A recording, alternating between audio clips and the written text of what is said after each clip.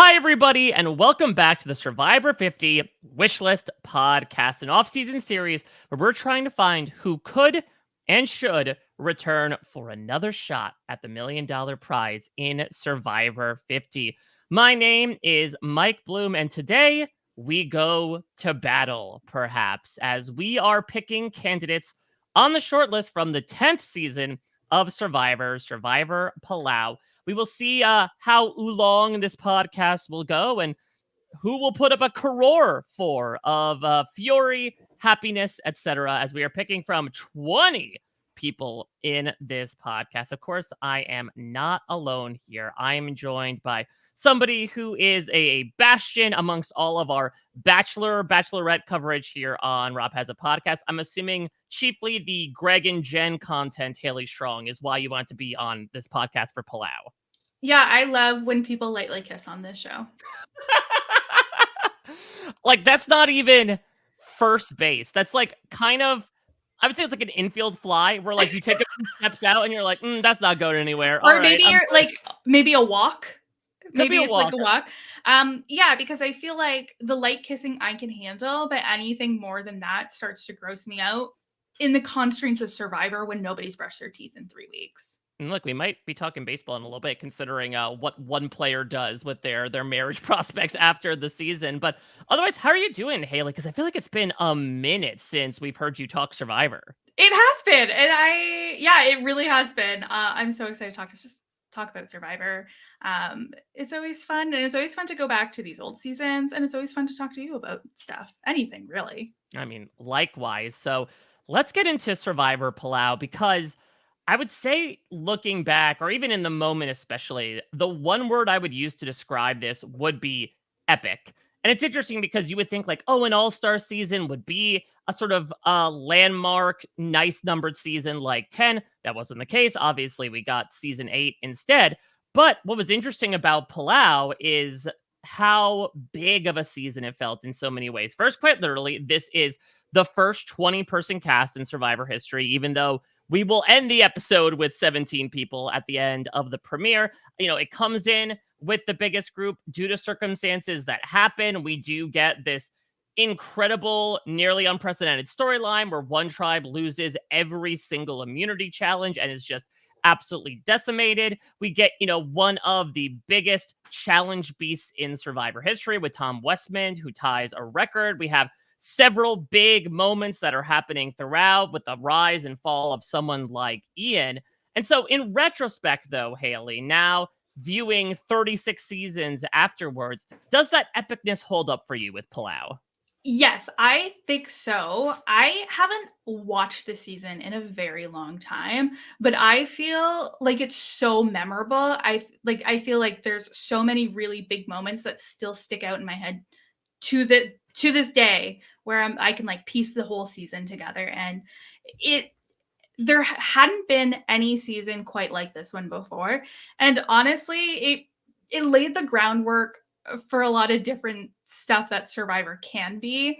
I feel like they tried to do some interesting things with planned twists and then with accidental twists. Yeah. And there's just some really incredible moments in this season that are truly unforgettable. Yeah, I mean, it's going to end up producing one of the biggest fan favorite contestants in the show's history as a result of maybe that accidental twist. I mean, we'll talk about it later. Bobby John, of course, the fan favorite, ended up being the Grandmaster of the Rose Bowl parade because he was just such a popular man. I mean, listen, it's just wild to say. We'll talk about it later, but people talked about Rupert Mania.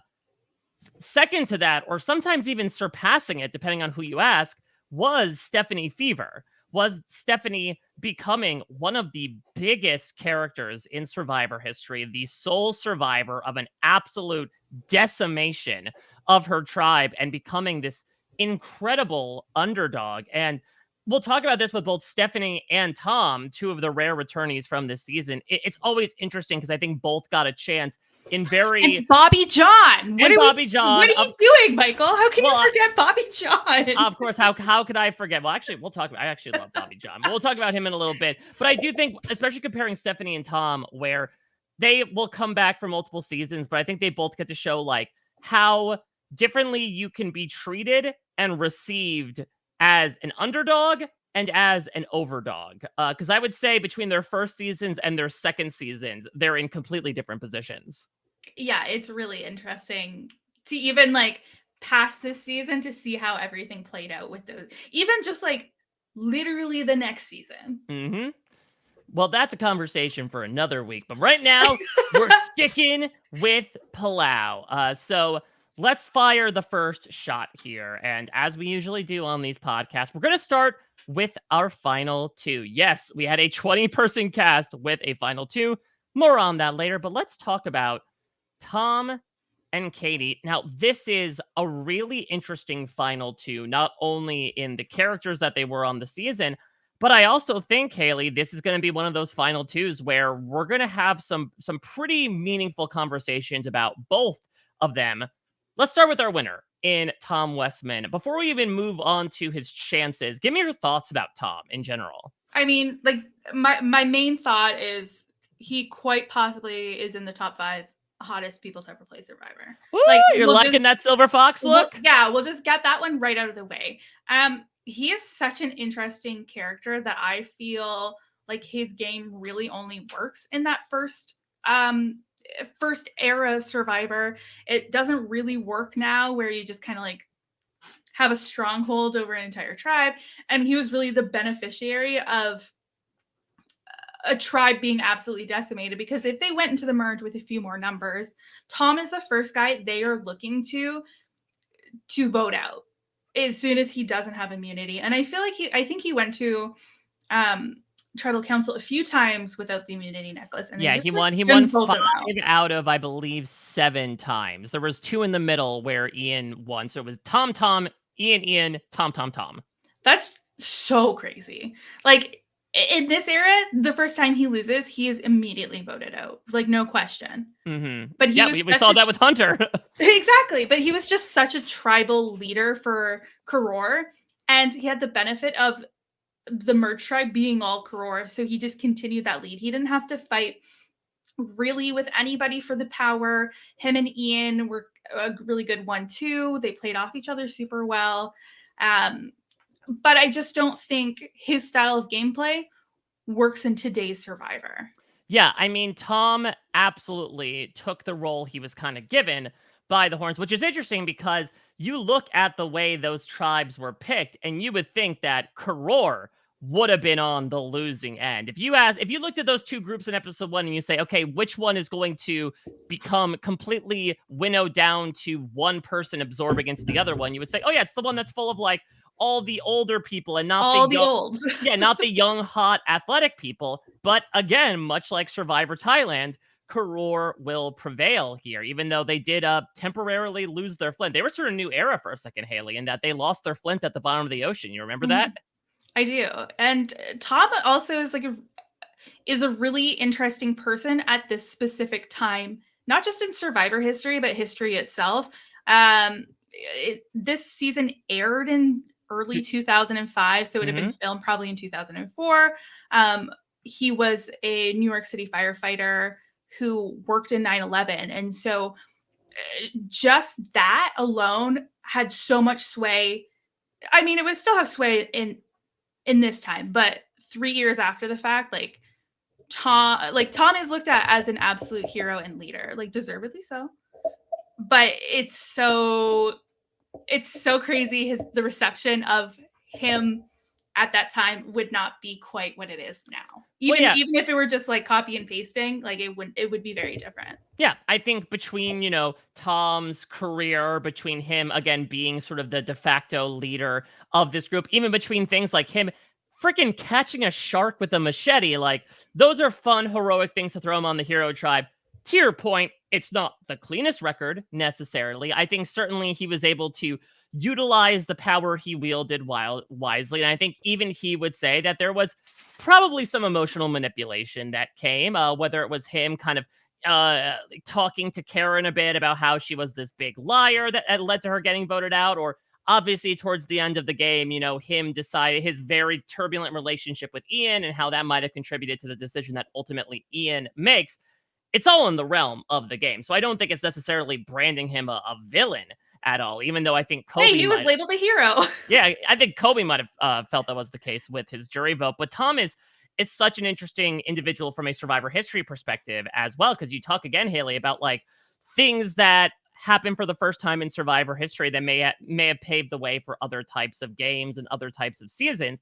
And we have had dominant winners in the form of like Richard's strategy, Brian's strategy, etc.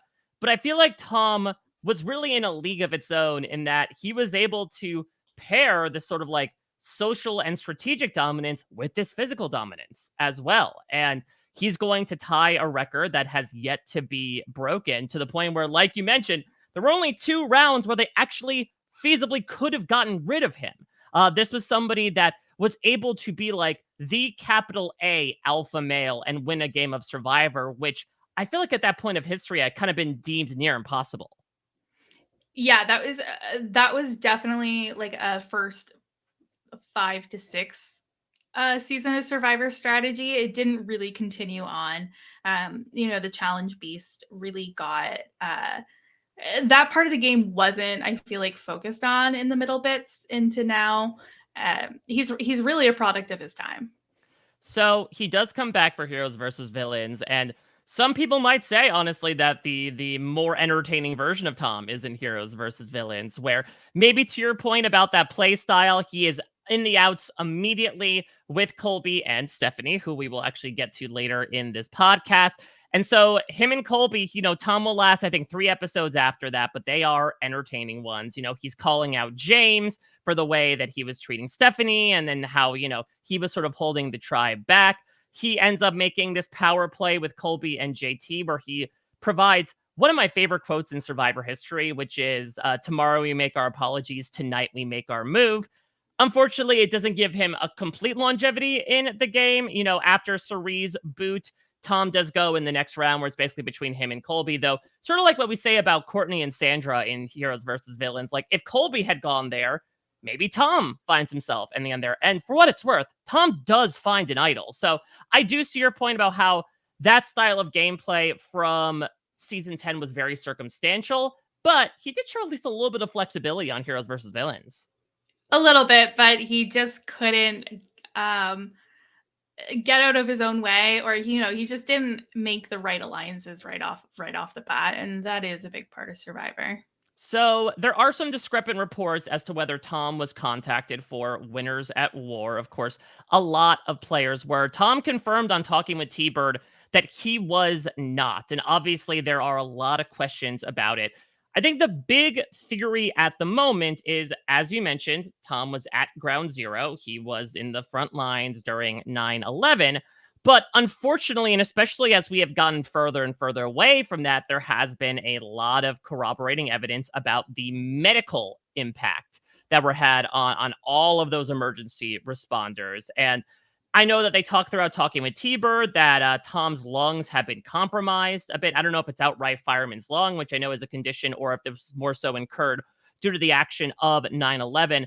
There were some rumors that he might have been not in consideration due to health factors. And I'm not entirely sure if that was necessarily the case. Again, Tom didn't get as far as to like get a formal medical check, it seemed. So that's what's really making me go back and forth on this, Haley, is that I do think, Tom, especially his legacy, could have been somebody that would be a shoo-in to bring back for 40, and I guess by proxy, 50.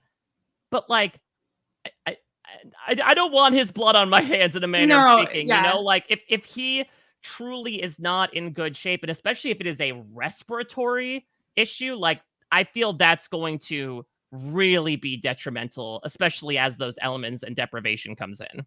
Yeah, I would say let's bring him in as a mentor rather than have him as a true player. Oh, I like that. Island of the Idol style. Mentors at War? Question mark? Maw? I think it would just be Mo. It could be Mo. No, Maw. Oh, I forgot how to spell it. You spell at with an O? Oh, Canadian accent. What can I say? Oh, there we go. Yes. Well, you do like to add U's in different places. I don't know if all your A's or O's up there.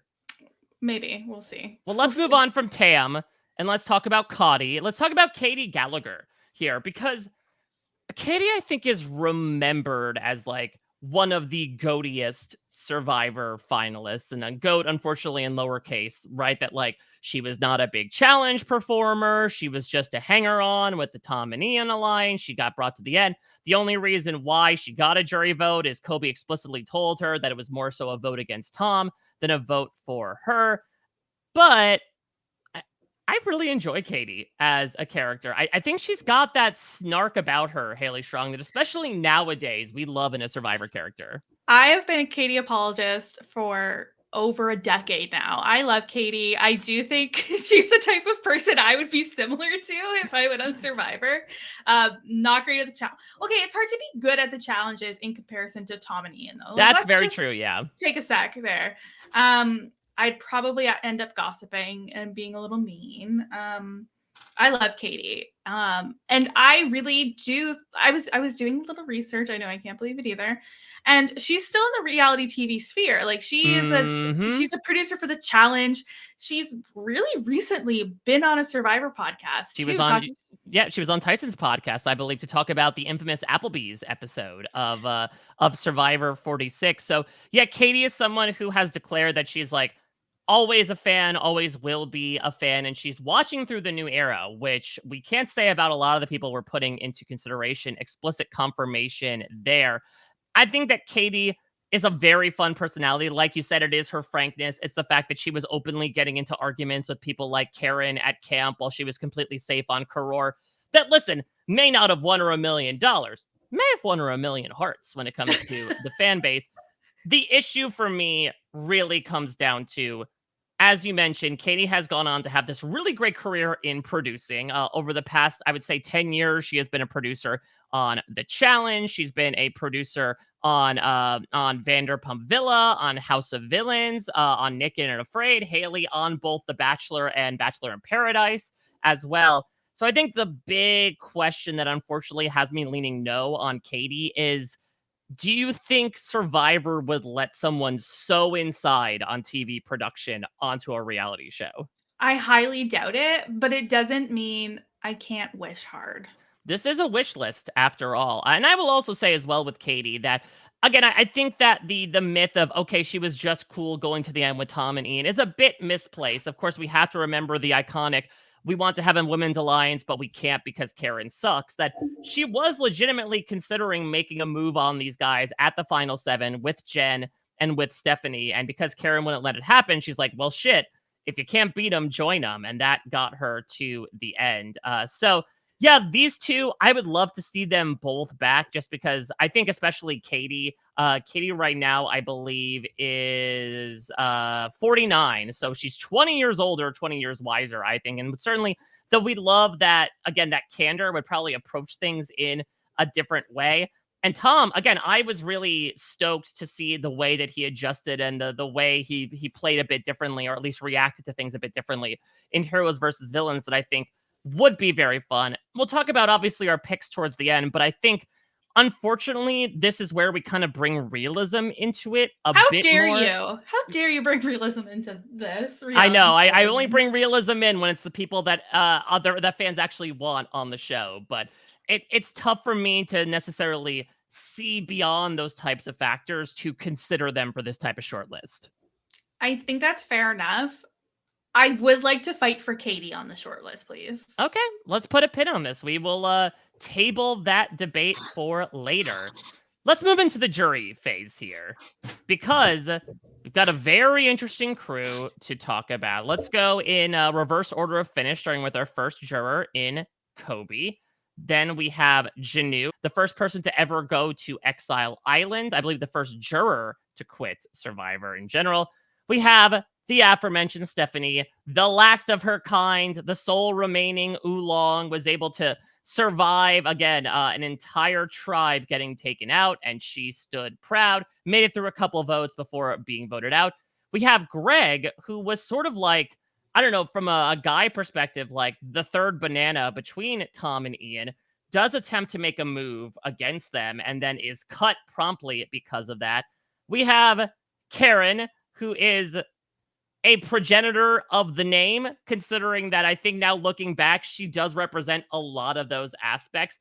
listen, I may not love Karen as a Survivor player, but like that's why I kind of love her. You know, that there are so many of these very annoying qualities in this person that makes her a standout character in this season. We have, of course, the late great Jen Lyon, such a sweetheart, and unfortunately, the first Survivor castaway to pass away after a battle with cancer. And we finish, and I want to start, Haley, with talking about Ian Rosenberger. Because I talked about this on the Vanuatu episode yesterday with Brandon, that in this era of Survivor, I feel like there are a handful of what I would call like Survivor tragedies, stories of these players who come to power and then kind of collapse in the end game due to their own foibles and their own sort of digestion of what Survivor is as a game. And Ian is a key example of that to me. Yeah, he's such an interesting case. And again, I don't think this character is existing in this way in today's Survivor. Today's Survivor is so full of super fans. They do know what they're getting into. I feel like there is a little bit of a fight um with it's just a game. But in this Survivor era, the lines felt like less stark, where I feel like Tom kind of had a big hand of it, saying like, oh well, you're not being honorable, like how can you live your life after this game if you don't live honorably within it? And that's just not flying today. Mm. And Ian being so young, he really struggled with that. And what was, how long is the challenge, like 12 hours, and he jumped 12 off. hours, yeah. Yeah. Yeah, that's the thing, is that it was sort of a slow rolling accumulation of just emotional collapse for Ian towards the end game, where Ian, like you said, was this nice kid, this dolphin trainer. He was 23 years old. And like we talked about with Tom and Katie, he was kind of able to draft off of Karora's win streak to not necessarily need to make any big decisions. And so as a result, he was making a lot of promises to a lot of people. And then when it started getting towards the end game, when, he's being approached saying, hey, you're going to vote out Tom, right? Because he's the biggest threat to win. And Ian's like, nah, I can't do that. I can't betray him in the end. When he does things like he wins the car reward and takes Tom, and as a result breaks a promise that he had with Katie, which ends up nearly destroying the relationship to the point where Ian is like sitting in the sand, head in his hands, saying, what can I do to have us reconcile? And then really culminating in this final four round where before the immunity challenge, Ian, Katie, and Jen all agree Tom's got to go. Even Ian's like, all right, Tom just got called out as a big liar by Karen in the last tribal council. As long as Tom doesn't win immunity, we're all going to take him out. Tom wins immunity, and we think the plan's to vote out Jen, but Ian admits to Tom, like, yeah, I'm not going to lie. If he didn't win immunity, I'd have a lot of stuff to think over. And Tom's like, really? Okay. Interesting. And as a result, he forces the tie against Ian. Ian wins the fire making challenge. I believe he ends up being the first Final Four fire making winner, if I'm remembering that correctly, Ooh. when they actually voted in the Final Four. And so Ian, as a result, kind of racked by guilt about, the fact that he had been plotting against this guy that has purported that he wanted to go to the end with him. Ian decides after 12 hours, he's going to fall on his sword. He says, I will step down if you take Katie to the final two. It is one of the rare verbal votes in Survivor history where it went on for so long they didn't even go to tribal. Ian was there, soaking wet on the pontoon, asking to be voted out, and he does. And it is, a move that is certainly looked back on with a lot of question marks. Certainly from a game perspective, people are saying, why the hell are you stepping down at the final three? Don't you want to win? But I think, Haley, this is one of these inimitable cases that makes me love Survivor as a game, which is the emotional concepts being brought in. This is brought up a lot during Survivor 45 of how difficult it is to crush people's dreams for your betterment. And I think Ian realized that firsthand, and he was not very happy with the person that the game was making him become. Yeah, he's such an interesting character, and because he's so young and he very much almost couldn't see the forest through the trees, nor like was there a lot of Survivor to compare it to at that time. I genuinely feel like he made the best decision he could have made for his own peace of mind in that moment. Now, the game bots might look at that moment and say, well, it's one of the stupider moments in Survivor, but he did exactly what he felt was right. And Mm. it wasn't right for the game of winning $1 million on Survivor, but I think he probably could sleep a little easier at night knowing that that was the choice he made. It might have been a little harder to sleep at night 2 weeks later when he realized he gave up $1 million. Um, but I hope he's doing well. I hope Ian's doing well. So he is doing well, actually. I know that he parlayed this into a very successful public speaking career, I believe. I'm not sure if he still does it, but I've certainly heard stories from fans about how Ian came to speak at their school. Ian, I believe, also ended up getting to charity work as well. He was actually really inspired by Ethan, who kind of had him getting involved with grassroots soccer. Where in the wake of the big Haiti earthquake in 2010, he founded a charity called Team Tassie, and also I believe Thread is another name where basically they were trying to help, people in lesser situations get the basic necessities that they need. And so Ian has been doing a lot. Now, the big question is, would he come back? Because if we talk about someone who has like incredible narrative to do so, that could be Ian. So he has rejected the call a number of times, I believe, for fans versus favorites, I believe for second chance. Ian has unfortunately gone on record in a Survivor AMA from a few years back saying that when asked if he would play again, quote, never say never, but until they do one final season and offer a $5 million reward, I think I'm out. So, yeah, unless Sia was able to empty out her bank account prior to expending her services, and unless this truly is the last season of Survivor, Haley, I do not think Ian is going to be bringing his lovely disposition to Survivor anytime soon. Yeah, I would have to agree with that. He's one person looking at this list who I'm like, oh yeah, this guy would say no every day of the week. I'm glad that he's able to kind of at least look at the experience fondly, and Yeah, I think yes, it's he did it. probably He did a talking with T Bird. Like he was more than happy to talk about it. I wouldn't say it's not like it wasn't traumatizing in the way that it's like I am displacing myself from the Survivor community. I think more so for him, it's like, yep, that was a time in my life, and I'm ready to move on and do some other interesting exploits. fair enough. Fair enough. Well, let's talk about somebody who did say yes, not just once, but twice. Stephanie LaGrossa Kendrick. So Stephanie comes back the very next season for Survivor Guatemala, makes it further, but at what cost? Sort of becomes the Katie in this situation in that she does make it to the final two, but gets basically shut out 6-1. Certainly not regarded as sunnily by both her competitors as well as the audience. Then the producers sort of like obfuscate that time. Are like, no, but remember when she was one of the biggest underdogs in Survivor history? Great, you're a hero now. But because she was associated with, bad juju and was kind of left on the outside of some social cliques that were forming on the heroes, was voted out second. And I thought for a long time that her, promotion of the Gigi's filet mignon pizza would be the last time we would see Stephanie LaGrossa on Survivor.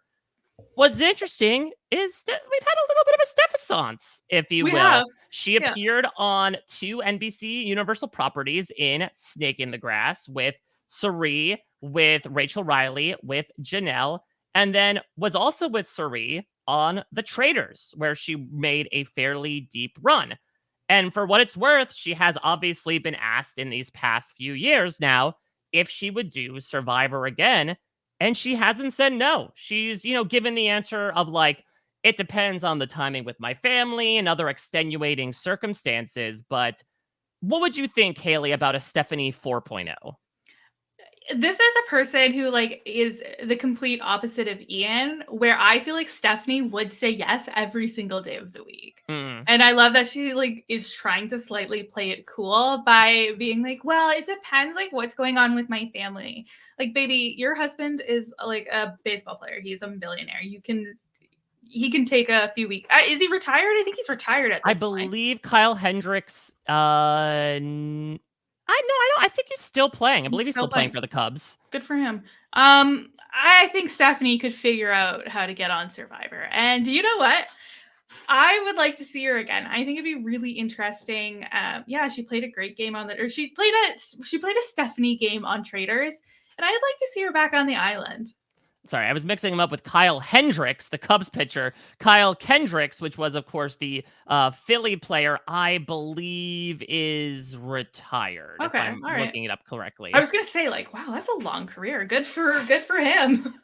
Yeah, got my I'm very Canadian. I got my H and my K mixed up. What do you think that she could bring from like her traders experience? Obviously it's a bit like apples and oranges, but Stephanie, did some duplicitous stuff in Survivor Guatemala, I think, fortunately to her chagrin when it came to her jury odds. But do you think there's anything that would make a latter day Stephanie different from the pugnacious Stephanie we saw in back-to-back seasons? I wonder if Stephanie now at this point would be able to play it a little cooler than Hmm. she did in her original couple seasons. Just like have people come to her rather than always having to go to people, with aggressive gameplay. I think in the traders, yeah, she made some moves, but she was also willing, if if I'm remembering correctly, to like listen to people, kind of hear people out, figure out where people are lying for things. I don't know. I'd be really interested to see what she's like as a player Yeah, at I mean, age, what, 50 now? Almost 50? yeah, I believe 40, 44, 45. Yeah. Yeah, which is again a very good age considering some of these other people Great that we're putting age. on the list. Not to mention she is a parent now, which I do Mhm. think brings a certain increase in skills like patience, like emotional management, etc. Could have Stephanie approaching things with, I would say, a bit of a clearer head, but also probably still bringing some of that like firebrand competitive spirit, right? That's what she says about, oh, me and Judd, where we both are the same, we're both hotheads, we're both competitive AF, and so I still want that element, right? I don't want to have like Stephanie be completely zen, but at the same time, I think she could be really fun to have in here as well. And look, I would imagine that doing Snake in the Grass and Traders was maybe a bit of a trial balloon for her because obviously the public certainly had some words about her after Guatemala. Then maybe she's like, do people want to see me come back? And it felt like it was a pretty successful venture on both parts. So I think if there was a time for her to say yes, it would be in the wake of those shows. Yeah, and I really do think out of all the names we are going to talk about, she is the most likely Yes, I would person to completely come back. agree. Yeah, because I think obviously in the whole venture of this experiment is that we don't know what the theme is for Survivor 50. If it is a legend season in any way, I think Stephanie is 100% getting the call. Or even like a redemption themed season. Like she's somebody who could really, for many different reasons, get that redemption arc. Well, it's interesting you say that because she did get a call for a season after Heroes versus Villains. She was apparently asked to be on Survivor Philippines when the original theme was that it was actually going to be, I think, 3 female returnees in a more so redemption style. I don't know if it would be Redemption Island, but more so a like, less so, hey, these people were medevaced, and more so, oh, these are some people that maybe want to finally get that win. And so if Stephanie was being considered, granted, over 10 years ago, but after she got booted so early in Heroes versus Villains, that's a pretty good sign. Mm-hmm. I want to talk about somebody else here that I think has always been an interesting character in this season, but has not come back, though he claimed at one point that he nearly was going to, and that's Kobe. Kobe has said that Micronesia, as we know, was originally supposed to be All Stars 2, and that they were lining up 20 castaways. For whatever reason, it didn't necessarily happen, and as a result, 10 were cut, including Kobe. So he was in consideration at one point for a returnee season.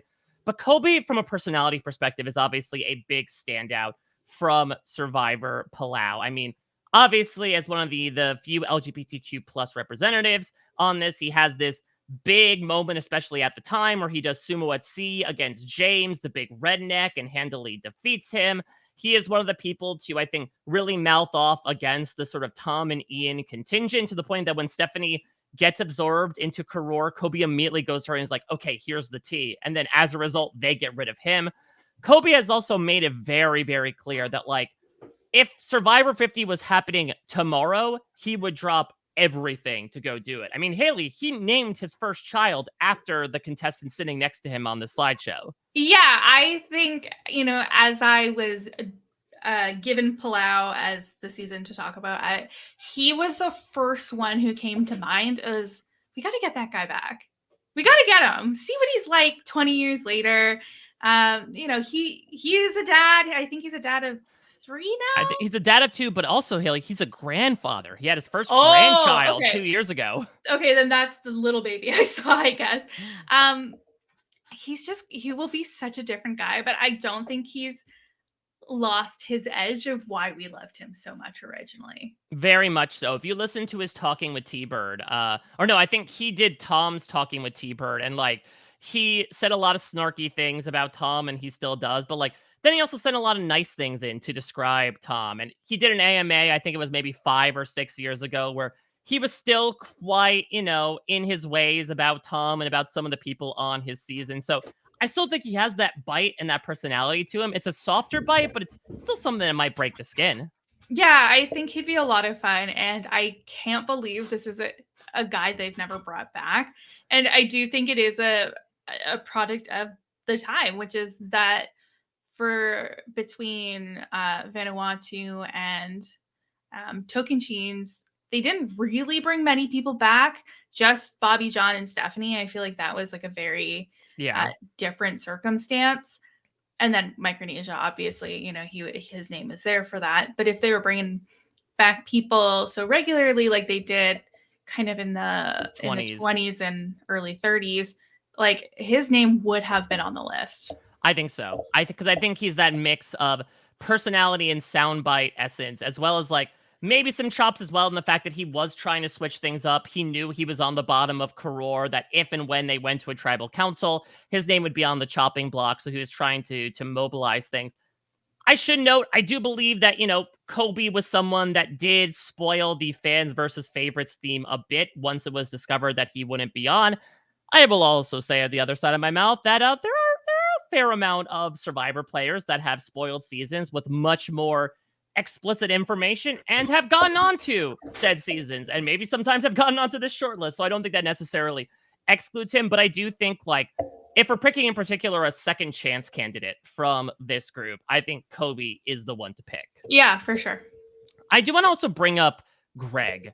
Greg with 3 Gs couldn't get 3 people to vote with him, because I do think Greg's also a bit of an underrated player in this season. Again, from an athletic perspective, he is, right behind Ian and Tom as one of the big males of the tribe. But again, I'll say, like, Greg, like Kobe, kind of saw the writing on the wall, knew it was up as they got rid of Janu and they got rid of Stephanie. Even around the time that Stephanie was going, Greg was starting to think like, man, there's this alliance of Tom and Ian, and they're going to take this game if I don't do something to stop it. And so at the final 6, he has Jen obviously by his side to the point of the light kissing that you mentioned before. And he attempts to get Katie on his side to say, like, okay, we'll get rid of Karen.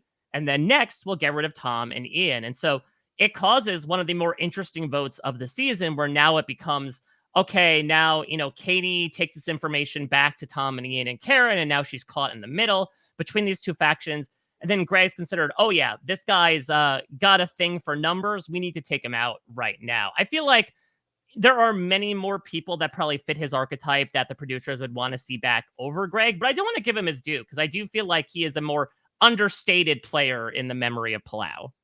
Understated, like in that he was the only one where I had to Google him to see what he looked like, to be like, oh yeah, that guy. Well, did you spell it right?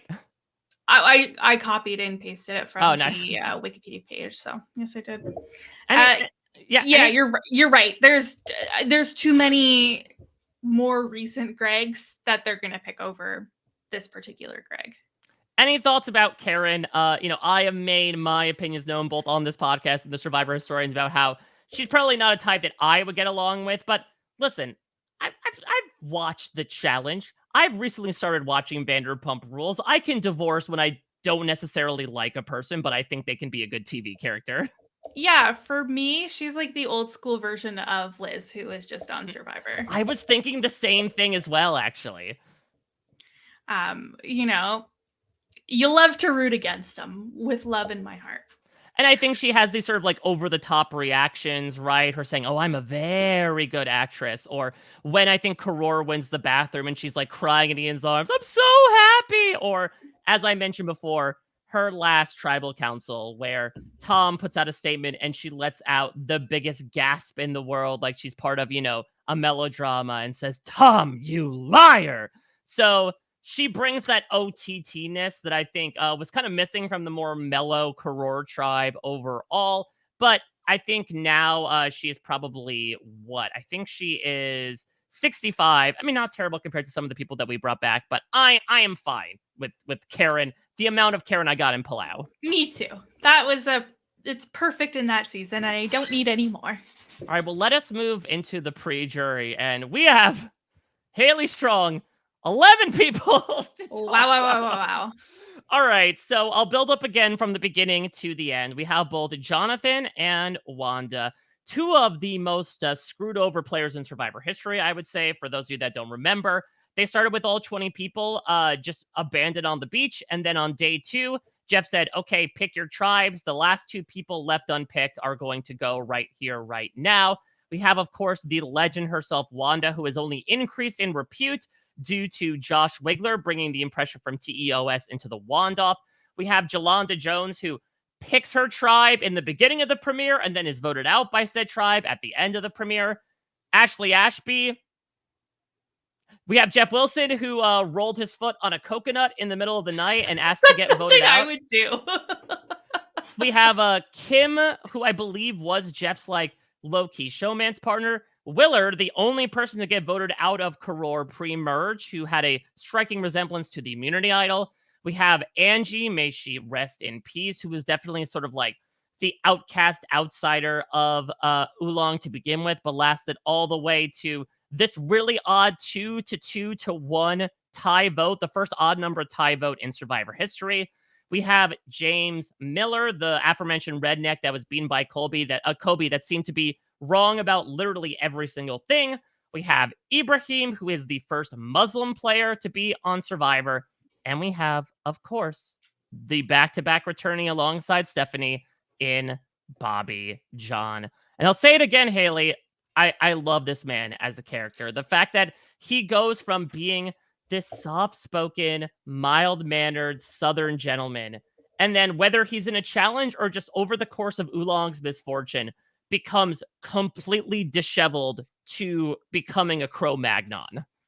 This dude's insane, and I love it. And he doesn't get less insane in Guatemala either.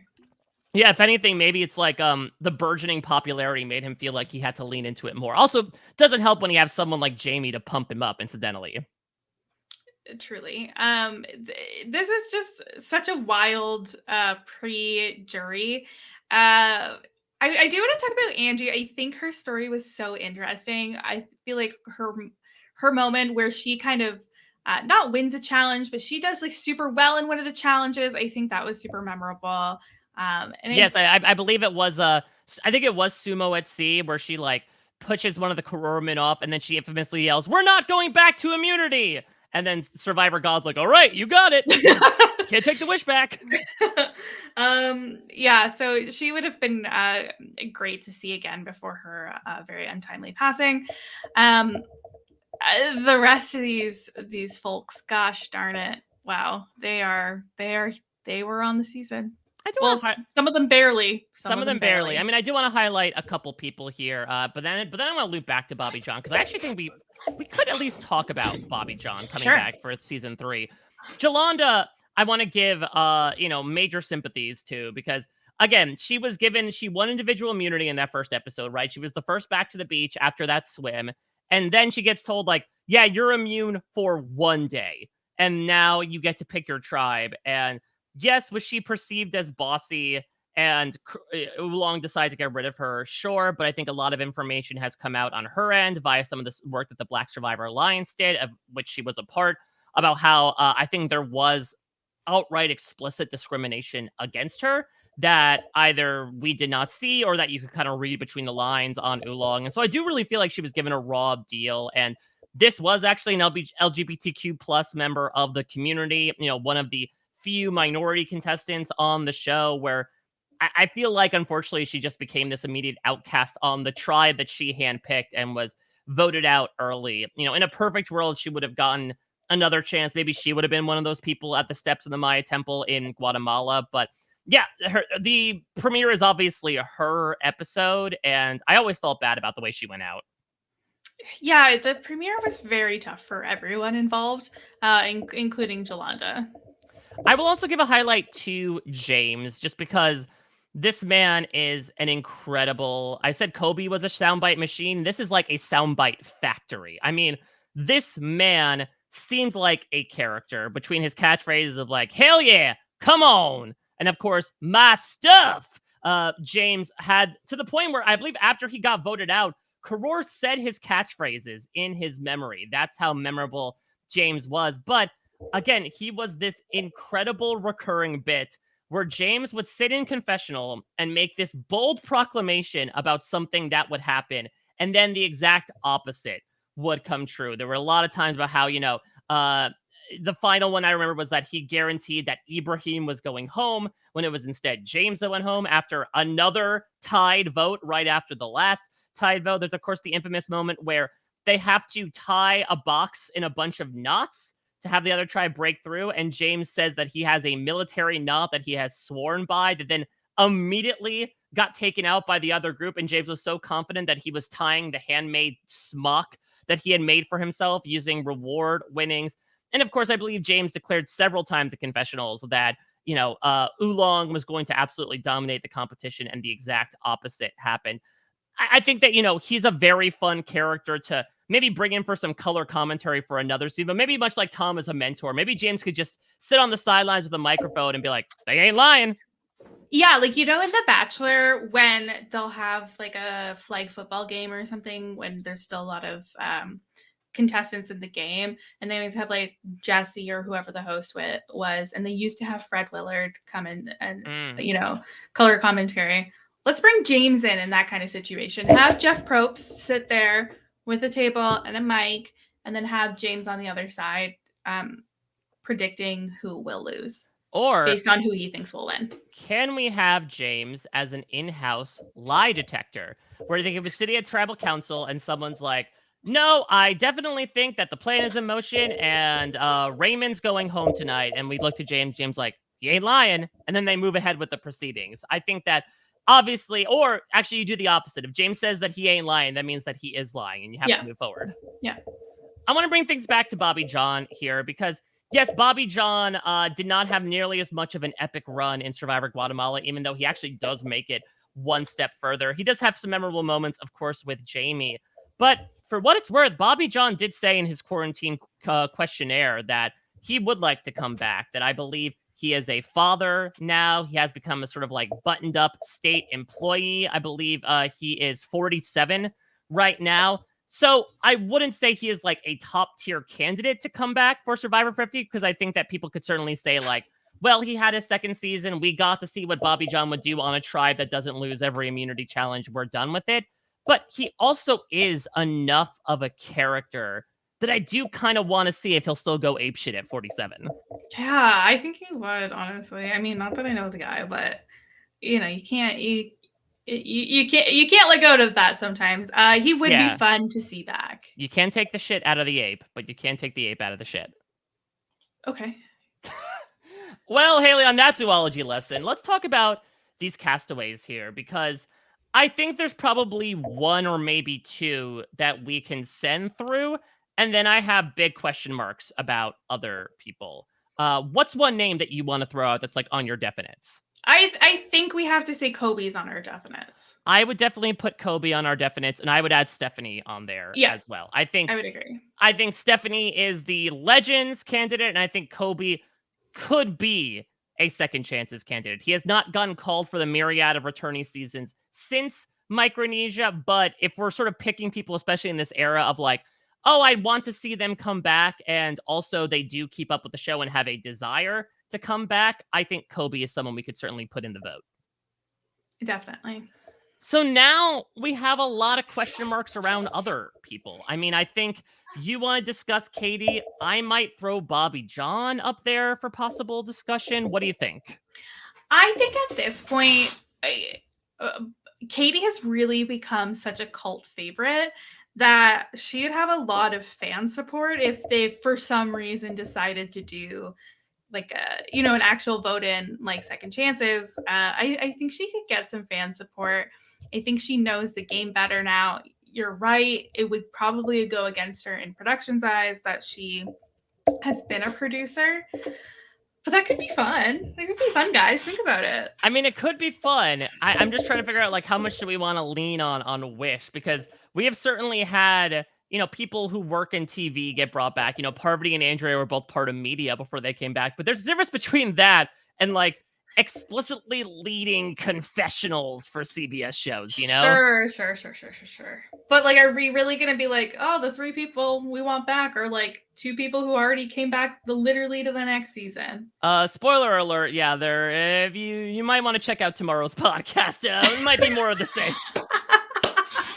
Then I think we should say Katie if you're gonna say Bobby John tomorrow. I don't know if I'm gonna put Bobby. No, I'm not gonna put Bobby John on for no. Yeah, I was thinking about another season. Yeah, I'm not sure. I'm not even sure about Bobby John, because I think Bobby John could be a lot of fun. I do question, like, will he be less apeshit, and do we want that? Like, I am all for growth, and I am all for stable personalities. Not reality TV characters. But that's the thing. Like, I loved watching Colin come back for The Amazing Race 31, but I also kind of didn't, because I'm like, oh, but I want to see Colin's greatest hits, and that is kind of an appeal of bringing somebody back. So part of me is also like, yeah, but would he be the same Bobby John that we know and love? Probably not. So that's why I'm saying I think Katie would be a new and improved version of herself, and also like know the inner workings so she could be even better. Just let me have this one, Mike. She's not going to be voted in anyway. There's going to be 100 people. I will let you have this one. We will put Katie Gallagher on the list. Again, I think she would be, in a practical sense, disqualified, but in this case, we can have the fans disqualify her. Practicality. Who cares? And so what do you think about Bobby John? I think I've honestly worked my way into like taking or leaving him for time number 3. Yeah, I don't need this guy again, especially since like I feel like if you're going to take the kind of like insanity out of it, we have lots of strong fit guys. How about this? We get another opportunity. I'll be talking next week on Guatemala with Haley. You want to guess which RHAP personality I'm having for Survivor Guatemala? I don't know. Tell me. It is, of course, Jordan Kalish. Come on. We said the word Survivor Guatemala, and Jordan Kalish has to be close behind. So we'll have another opportunity to talk Bobby John. I am more happy to let Monday Mike and Jordan deal with this and maybe have a bit of a discussion around it and just have us do Katie, Stephanie, and Kobe today. I think that sounds wonderful. All right, well, last thing I want to do is, of course, there are many more types of reality shows out there besides Survivor. Haley, is there anybody from Palau that you could see on another type of reality show nowadays? Oh my gosh, this is fun. Oh my gosh, now I have to like think of all the reality shows. I'll throw out one while you're sort of mulling it over, because I think James, again, thinks his reads are so accurate, that his gut biome is the best in the world. I think he's perfect for something like Deal or No Deal Island, where it is so based in this game of luck that I could see James being like, no, number 3 ain't got it. Don't go with number 3. Like, I would love to have this man as an in-house consultation for every single player on Deal or No Deal Island and give completely incorrect intel. Yeah, I think Palau version of Ian would have really been fun on the challenge, although I think maybe he's a little too delicate for that. Stephanie, I think, would have been like if Survivor was a way to the challenge back then, I think she would have absolutely been on it, like on every single season. That's true. I mean, this is, I feel like, one of the biggest like physical seasons. It felt like nearly every reward or immunity challenge was some sort of like head-to-head matchup, and it's kind of odd looking back, considering that we barely get those challenges nowadays for liability reasons. So yeah, we get to see these contestants kind of engage in hall brawls basically every week on Survivor Palau. Mm-hmm. All right, so we have emerged from 20 Castaways with a trio. For now, we'll see what happens with Bobby John on Monday with Jordan Kalish, but those are the three that we are leaving with. Haley, such a great time to have you on and to talk about Thanks. this season. What do you want to plug? How can people find you on social media? If you want to listen to more of my voice, well, gosh darn it, there is 10 years of back catalog of the Bachelor podcast. 10 years! 10 My years! bones! I know. And we recently, Amy and I, we did a 10-year special episode with our 10 favorite moments from the Bachelor franchise. So you can find that. We've also been keeping up with the Top Chef coverage. So that is also there. What else do I got going on? I believe by the time this airs, soon I'll have talked about Bridgerton Series 3 Part 2 on the Ready to Be Romance podcast with Tori. And may I say your better half, Angela? No, you can. Listen, I will co-sign that. I am the oolong to her Karor. Truly. Oh my God, she would crush you. She would have. Hey, please don't talk about our bedroom habits. All right, so you can check back. Of course, this is coming out on Friday. We finished another week of this podcast series. I've been having so much fun. I hope you all have as well. Make sure you let us know your thoughts about who you would want to see back from Palau too, and we'll come back on Monday with Jordan Kalish for Survivor Guatemala. Haley, any picks you want to put into your short list from Guatemala? Oh my gosh. Jamie is fun. Gosh, who else? Oh, now see, I was so focused on. Would you want to see Jamie and Bobby John come back together? I'm on but they have to go to like Redemption Island together or whatever it's called. What is it called? Elimination, not elimination. Why can I not? You're trying to put them on the challenge back in 2005. Maybe. God, what is that island called? Exile Island? Exile Island. Yeah. All right. Well, we're almost at Exile Island. We saw it in Palau, actually, but we'll get to that very soon. Actually, bit of a note, next week, because of the Juneteenth holiday, we are taking the day off on Wednesday. So only 4 podcasts next week, but I can guarantee those are going to be 4 very good podcasts as we officially enter double-digit seasons on the wish list. Thank you all so much for listening. Haley, thank you so much again. We'll be back after the weekend with Jordan Kalish covering Guatemala. Till next time, everybody, take care. Bye-bye.